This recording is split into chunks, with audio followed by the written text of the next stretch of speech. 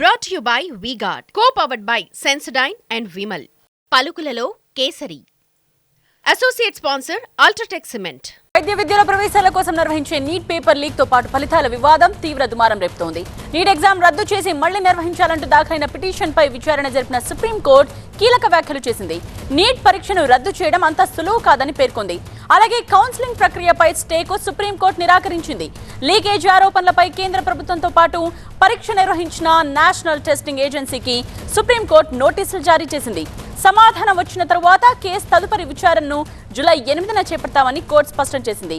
మరోవైపు ఈ వ్యవహారంలో పారదర్శకత పాటించలేదని, దీనికి సంబంధించి సమాధానాలు కావాలని పిటిషనర్ వాదించారు. దీనికి సంబంధించిన వివరాలు అందించడానికి విద్యాసాగర్ లైవ్ లో సిద్ధంగా ఉన్నారు. విద్యాసాగర్, కేంద్ర ప్రభుత్వంతో పాటు నేషనల్ టెస్టింగ్ సెంటర్ కి ఏజెన్సీకి సుప్రీంకోర్టు ఇచ్చిన నోటీసుల్లో ఏమనుంది, సుప్రీంకోర్టు ఏమని పేర్కొంది? ఇప్పుడు దేశవ్యాప్తంగా కూడా లక్షలాది మంది వైద్య విద్య కోసం ఎదురు చూస్తున్నటువంటి విద్యార్థులకు నీట్ పరీక్షలో జరిగినటువంటి అవకతవకల అంశం కొంత గందరగోళంగా మారింది. ఎందుకంటే మే 5వ తేదీన నిర్వహించినటువంటి నీట్ ఎగ్జామ్కు సంబంధించి దాదాపు దేశవ్యాప్తంగా 23 లక్షల మంది ఈ పరీక్ష రాశారు. వారి భవితవ్యం అంతా కూడా మెడికల్ కోర్సులో ఎంట్రన్స్ కోసం ఎదురు చూస్తున్నటువంటి సమయంలో జూన్ 4వ తేదీన వెలువడినటువంటి ఫలితాలు ఏవైతే ఉన్నాయో అందరినీ కూడా అవాక్కు గురి చేశాయని చెప్పాలి. ముఖ్యంగా పరీక్ష ఫలితాలకు సంబంధించినటువంటి పెద్ద ఎత్తున అవకతవకలు జరిగాయనటువంటి ఆరోపణలు వెలువెత్తుతున్నాయి. దాంతోపాటు పేపర్ లీకేజీ కూడా జరిగిందంటూ ఇప్పటికే పలు రాష్ట్రాల్లో కూడా కేసులు నమోదైనటువంటి పరిస్థితి. ఈ నేపథ్యంలోనే సుప్రీంకోర్టులో కూడా పలువురు పిటిషన్ దాఖలు చేశారు.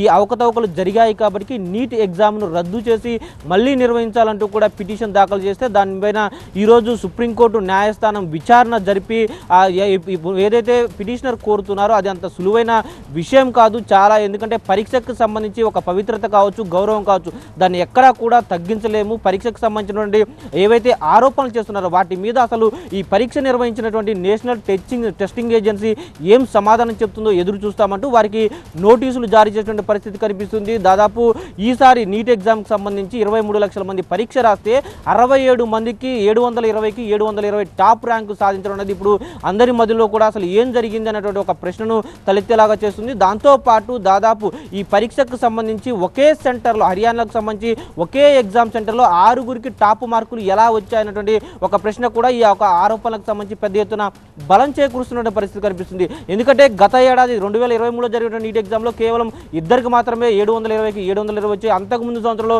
అసలు ఎవరికి కూడా అన్ని 720కి 720 రాలేదు. కానీ ఇప్పుడు 67 మందికి ఒకేసారి టాప్ ర్యాంకులు రావడం, దాంట్లో కూడా ఒకే సెంటర్లో ఉన్న వారికి రావడంతో పెద్ద ఎత్తున ఇది పొలిటికల్ టర్న్ కూడా తీసుకుంది. ఆ తర్వాత విద్యార్థి సంఘాలు కావచ్చు, విద్యా నిపుణులు కావచ్చు, ఇదంతా కూడా పలు అనుమానాలు వ్యక్తం చేస్తున్నారు. ఈ నేపథ్యంలోనే ఇప్పటికే నీట్ నేషనల్ టెస్టింగ్ ఏజెన్సీ ఒక కమిటీని కూడా ఏర్పాటు చేసింది.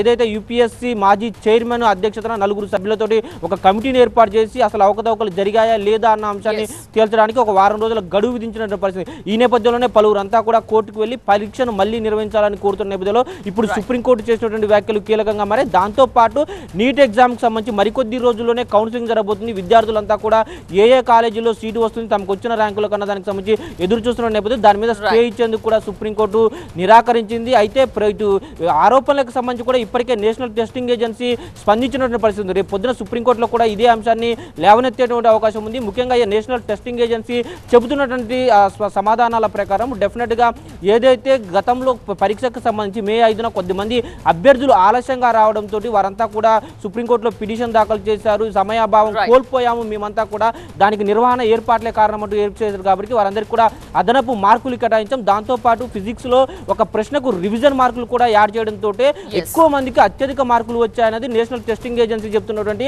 సమాధానం. ఈ నేపథ్యంలోనూ వీటన్నిటిని పరిశీలనలోకి తీసుకున్న తర్వాత సుప్రీంకోర్టు ఎలా సమాధానం చెప్తుందో ఎదురు చూడాల్సిన పరిస్థితి. Brought to you by V-Guard, co-powered by Sensodyne and Vimal. పలుకులలో Kesari. Associate sponsor UltraTech cement.